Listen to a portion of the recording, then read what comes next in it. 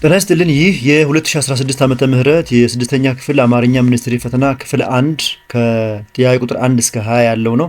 ይህ ጥያቄ የተዘጋጀው በአዲስ አበባ ከተማ አስተዳደር ትምህርት ቢሮ ነው። እናመሰግናለን። ጥያቄ ቁጥር 1 ጽሞና ለሚለው ቃል በፍቺ የሚመሳሰለው የቱ ነው? ሀ ጥንቃቄ፣ ለ እልህ፣ ሐመሮሃ ተመስጦ፣ መ ጸጥታ።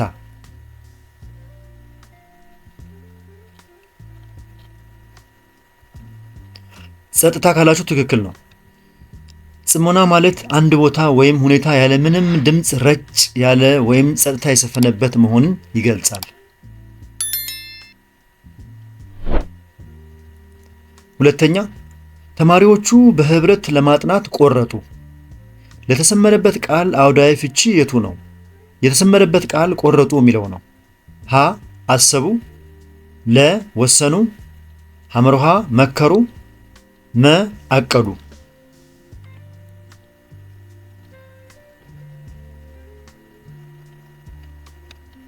ወሰኑ ካላችሁ ትክክል ነው።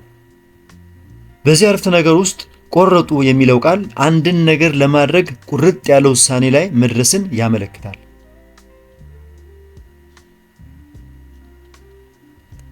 ጥያቄ ቁጥር 3 በኢትዮጵያም የሚለው ቃል በመነጣጠል እንዴት ይነበባል? ሀ በኢትዮጵያ ም፣ ለ በኢትዮጵያ ም፣ ሐመሮሃ በኢትዮጵያም፣ መ በኢትዮጵያ ም።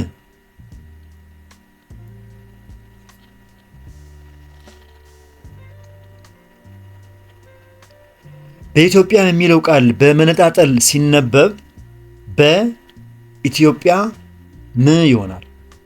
ምክንያቱም ቃሉ ሲነጣጠል በቅድመ ተቀጽላ ወይም ቅድመ ቅጥያ ነው። ኢትዮጵያ ዋና ቃል ነው እና ም ደግሞ ድህረ ቅጥያ ወይም ድህረ ተቀጽላ ሆነው ይነበባሉ ማለት ነው። ጥያቄ ቁጥር 4 ውጤት አማ ነት ም የሚለው ቃል በመገጣጠም እንዴት ይነበባል? ሀ ውጤታምነት፣ ለ ውጤትነትም፣ ሐመሮሃ ውጤት አማነትም፣ መ ውጤታማነትም።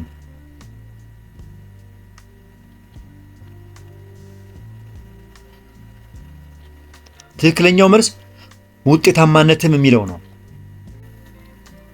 የተነጣጠሉትን ምዕላዶች ማለትም ውጤት አማ ነት ም ስናገጣጥማቸው ውጤታማነትም የሚለውን ሙሉ ቃል ይሰጡናል።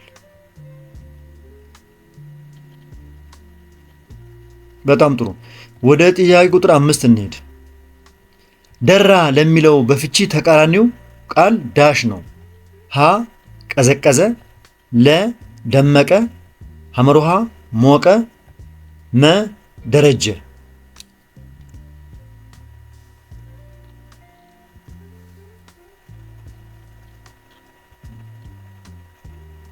ሞቀ አላችሁ? አይደለም፣ እሱ ተመሳሳይ ፍቺው ነው። የዚህ ደራ ለሚለው ቃል ተቃራኒ ፍቺው ቀዘቀዘ የሚለው ነው። ደራ ማለት ሞቀ፣ ደመቀ ወይም ተሟሟቀ ማለት ሲሆን ተቃራኒው ደግሞ ቀዘቀዘ የሚለው ነው።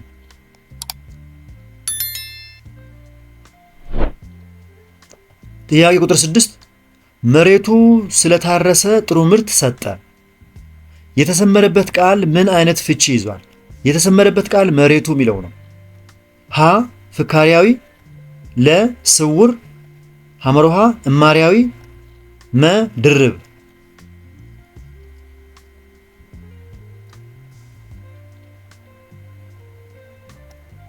እማሪያዊ ካላችሁ ትክክል ነው መልሳችሁ። ምክንያቱም ታረሰ የሚለው ቃል በቀጥታ መዝገበ ቃላዊ ትርጉሙን ወይም ለመዝራት ዝግጁ መሆንን ስለገለጸ እማሪያዊ ፍቺ ይባላል ማለት ነው።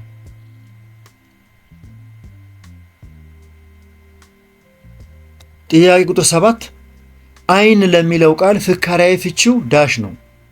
ሀ ማያ፣ ለ ዋና፣ ሐመሮሃ የሰውነት አካል፣ መ መለያ።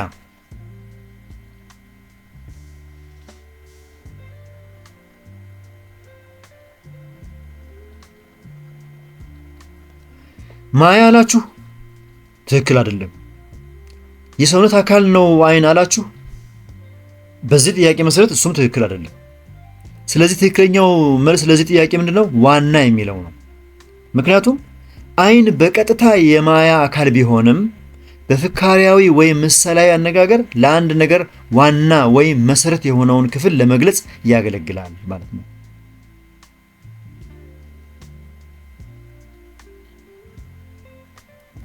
ጥያቄ ቁጥር 8 ልጁ ልብስ የለውም ቶሎ ይረሳል።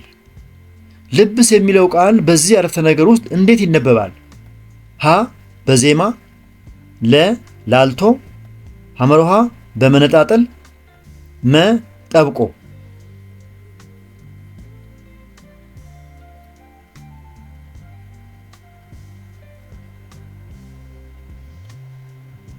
ላልቶ አላችሁ፣ ትክክል አይደለም። እዚህ ውስጥ ልጁ ልብስ የለውም ቶሎ ይረሳል በሚለው ቃል ውስጥ ልብስ የሚለው ቃል የሚነበበው ጠብቆ ነው። በዚህ አውድ ልብስ የሚለው ቃል ለበሰ ከሚለው ግስ የወጣ ሳይሆን ልብ ማለት ወይም ማስተዋልን ስለሚያመለክት ብ ፊደል ጠብቃ ትነበባለች። ላልቶ ሲነበብ ልብስ ነው የሚሆነው። ስለዚህ ጠብቆ ሲነበብ ልብስ፣ ልጁ ልብስ የለውም ቶሎ ይረሳል ነው የሚለው። ጥያቄ ቁጥር 9 የህፃናትን የሚለው ቃል በምዕላድ እንዴት ተከፋፍሎ ይጻፋል? ሀ የህፃናት ን፣ ለ የህፃን አት ን፣ ሐመርሃ የህፃናትን፣ መ የህፃናት ን።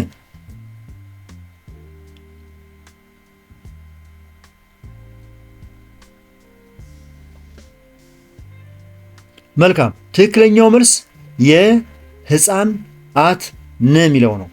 ምክንያቱም ቃሉ ሲከፋፈል የቅድመ ቀጥያ ነው ወይም ቅድመ ተቀጽላ ነው።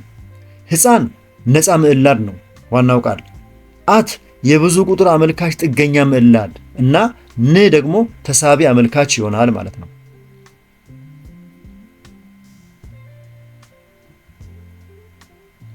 በጣም ጥሩ። ወደ ዛሬው ጥያቄ አጋማሽ ደረስን። የዛሬውን ጥያቄ 10ኛውን ከማየታችን በፊት የተከበራችሁ የዚህ ቻናል ተከታታዮች እስካሁን በቀረቡ ጥያቄዎች መልስና ማብራሪያዎች ላይ አስተያየት ወይም ጥቆማና ጥያቄ ካላችሁ አስተያየት መስጫው ላይ አስቀምጡ። ከተመቻችሁ አሁኑ ላይክ አድርጉ።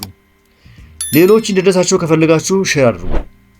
በዚህ ቻናል ላይ የተለያዩ የስድስተኛ ክፍል ሞዴልና ሚኒስትሪ ጥያቄዎች በብዛት ስለሚገኙ እነሱን በቀላሉ ለማግኘት ቻናሉን አሁኑኑ ሳብስክራይብ አድርጉ። እየፈጠንኩ ወይም የቸኮልኩ ከሆነ ወይም የዘገየውም ከሆነ ቪዲዮን እያስቆማችሁ ተከታተሉ። ከደከማችሁና ከሰለቻችሁ ዘግታችሁ ውጡና እንዳይሰለቻችሁ ተመለሱ። መልካም ጊዜ። እንቀጥል። ጥያቄ ቁጥር 10 በየቤታችን ሄድን። በየቤታችን የሚለው ቃል ነፃ ምዕላዱ የቱ ነው? ሀ ቤት፣ ለ የቤት፣ ሐመርሃ በቤት፣ መ ቤታ።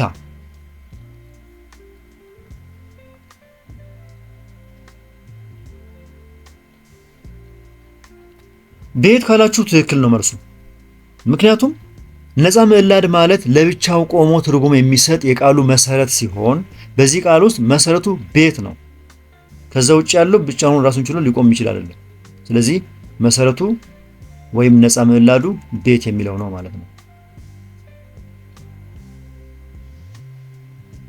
ቀጥሎ ምንባብ አለ።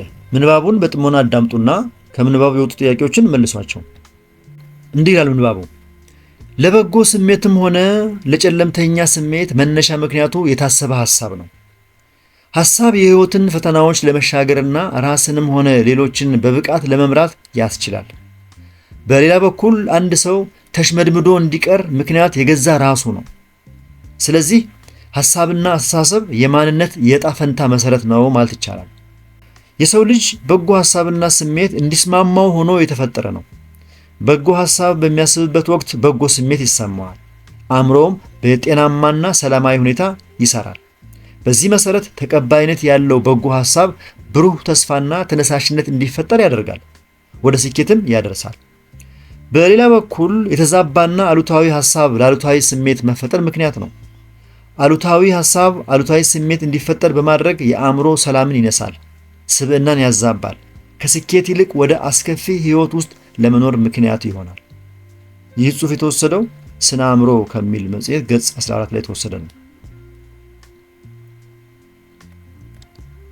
ጥያቄ ቁጥር 11 ቀድሞ በቀረበው ምንባብ መሰረት ለዚህ ምንባብ ተስማሚው ርዕስ የቱ ነው? ሀ አሉታዊ ስሜት፣ ለ አሉታዊ ሐሳብ፣ ሐመርሃ የሐሳብ ጉልበት፣ መ የሐሳብ መዘዝ።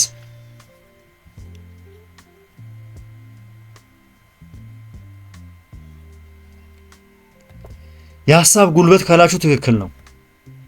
ምንባቡ በሙሉ የሚያጠነጥነው ሐሳብ በሰው ልጅ ህይወት፣ ስሜትና ስኬት ላይ ስላለው ከፍተኛ ተጽዕኖ ወይም ጉልበት ነው። ስለዚህ ሐሳባችሁ ሁሉ፣ ህልማችሁ ሁሉ በሐሳባችሁ ነው የሚወሰነው ማለት ነው። ሐሳባችሁ ለህልማችሁ መሳካት ትልቅ ጉልበት አለው። ጥሩ ካሰባችሁ ጥሩ ህልም ታሳካላችሁ። ሐሳባችሁ ጥሩ ካልሆነ ህልማችሁ የተጨናገፈ ይሆናል ማለት ነው። በጣም ጥሩ። ጥያቄ ቁጥር 12 አእምሮን በጤናማና በሰላማዊ ሁኔታ እንዲሰራ የሚያደርገው ምንድን ነው? ሀ የተመጣጠነ ምግብ፣ ለ አለመጨናነቅ፣ ሐመርሃ ስራ መስራት፣ መ በጎ ማሰብ።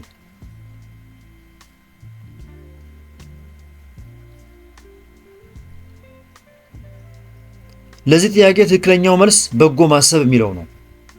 በምንባቡ ላይ በጎ ሐሳብ በሚያስብበት ወቅት አእምሮም በጤናማና ሰላማዊ ሁኔታ ይሰራል ተብሎ ተገልጿል።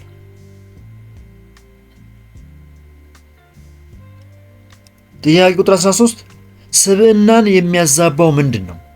ሀ ህመም፣ ለ አሉታዊ ሐሳብ፣ ሐመርሃ በጎ ሐሳብ፣ መ በጎነት።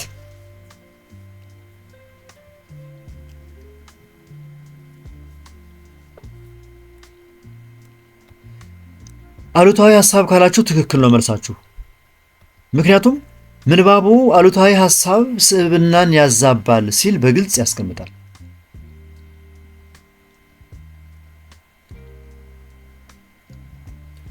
14ኛ የምንባቡ ዋና መልእክት ምንድን ነው? ሀ የሰው ልጅ የሐሳቡ ውጤት መሆኑን ማሳየት፣ ለ የሰው ልጅ ሐቀኛ እንዲሆን ማድረግ፣ ሐመርሃ የሰው ልጅ በርትቶ እንዲሰራ ማድረግ፣ መ የሰው ልጅ ተነሳሽ እንዲሆን ማድረግ።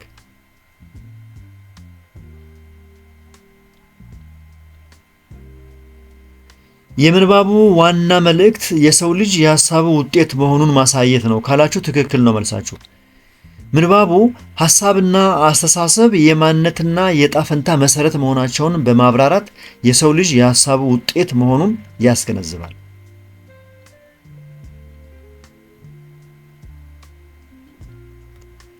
15ኛ ጨለምተኛ ስሜት ለሚለው ቃል አውዳዊ ፍች ሀ ተስፋ ሰጪ፣ ለ ብሩህ ተስፋ፣ ሐመርሃ ደስተኛ ስሜት፣ መ ተስፋ አስቆራጭ።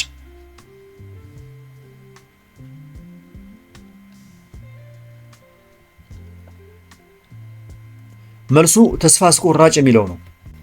ጨለምተኛ ስሜት ማለት ነገሮችን በጥሩ ጎናቸው የማያይና ሁልጊዜ መጥፎ ነገር እንደሚከሰት የሚሰማ ተስፋ አስቆራጭ ስሜት ነው።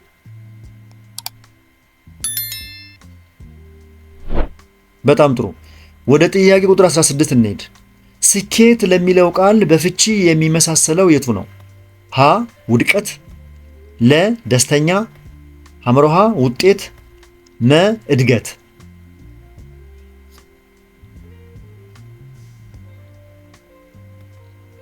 ውጤት ካላችሁ ትክክል ነው። ምክንያቱም ስኬት ማለት የታቀደውን ግብ ማሳካት ወይም የሚፈለገውን መልካም ውጤት ማግኘት ማለት ነው።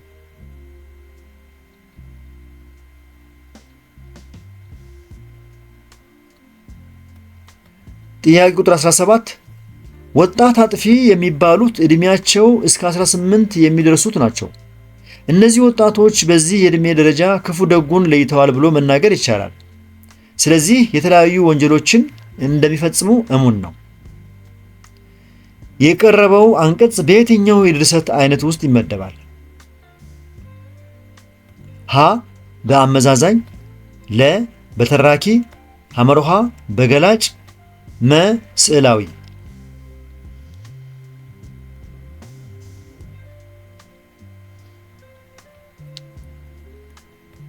ትክክለኛው መልስ በአመዛዛኝ ነው። አንቀጹ ስለ ወጣት አጥፊዎች ዕድሜና ስለሚፈጽሟቸው ወንጀሎች ምክንያታዊ ትንተና ስለሚሰጥ አመዛዛኝ ድርሰት ይባላል።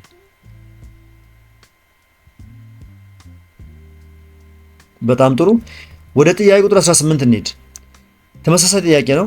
ምንም አይነት የግዕዝ እውቀት የሌለው አንድ ጀማሪ ተማሪ ለመጀመሪያ ጊዜ ወደ ቅኔ ቤት ሲገባ መጀመሪያ የግዕዝን ቋንቋ ወይም የግዕዝ ቃላትና ሰዋስው ማጥናት አለብህ አይባልም። ምክንያቱም ግዕዝ ሳይሆን ቅኔ ለመማር ነውና የመጣው። ይህ አንቀጽ በየትኛው የድርሰት አይነት ውስጥ ይመደባል? ሀ በገላጭ፣ ለ በተራኪ፣ ሐመሮሃ በአከራካሪ ወይስ መ ስዕላዊ?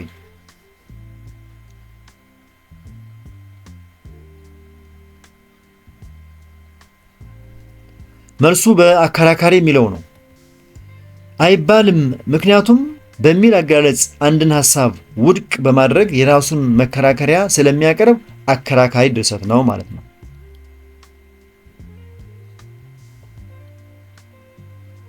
ወደ ዛሬው ጥያቄ ማገባደጃ የደረስን ነው።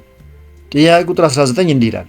ጫት ዳሽ አልኮልና ሲጋራ የአእምሮ ስርዓትን ያዛባል። በዚህ ባዶ ቦታ ላይ የሚገባው የስርዓት ነጥብ አይነት የቱ ነው? ሀ ሁለት ነጥብ፣ ለ ድርብ ሰረዝ፣ ሐመሮሃ ነጠላ ሰረዝ፣ መ ቃል አጋን ነው።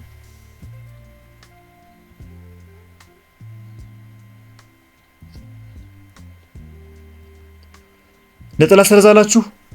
ትክክል ነው። ምክንያቱም ነጠላ ሰረዝ ተመሳሳይ የሆኑ ነገሮችን ዝርዝር ለመለየት ያገለግላል።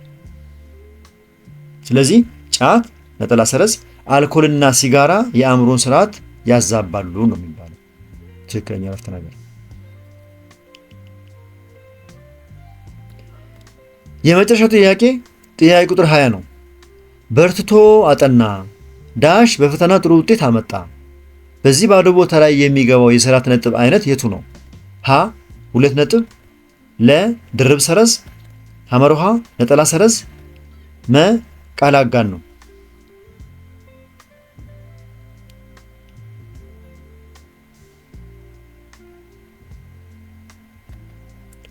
ድርብ ሰረዝ አደረጋችሁት? ትክክል ነው። ድርብ ሰረዝ በሁለት ተዛማጅ ሐሳቦች መካከል ያለውን የምክንያትና ውጤት ግንኙነት ለመግለጽ ያገለግላል።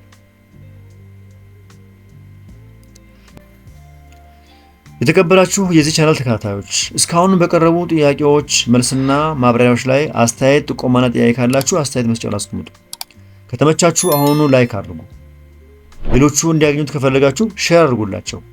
በዚህ ቻናል ላይ የስድስተኛ ክፍል ሚኒስትሪና ሞዴል ጥያቄዎች በብዛት ስለሚገኙ እነሱ ወዲያው እንዲደርሷችሁ ከፈለጋችሁ ደግሞ ቻናሉን ሰብስክራይብ አድርጉ ሳትረሱ። የዚህን ጥያቄ ፒዲኤፍ ደግሞ ከፈለጋችሁ ቴሌግራም ቻናላችን ላይ ገብታችሁ ሃሁ ቲዩብ ሚለውን ቻናል ጆይን በማድረግ የተለያዩ ጥያቄዎችን ታገኛላችሁ። እንደ ማጣቀሻ ተጠቀሙበት። መልካም የጥናት ጊዜ፣ መልካም እድል። በክፍል 2 እስከምንገናኝ ቻው።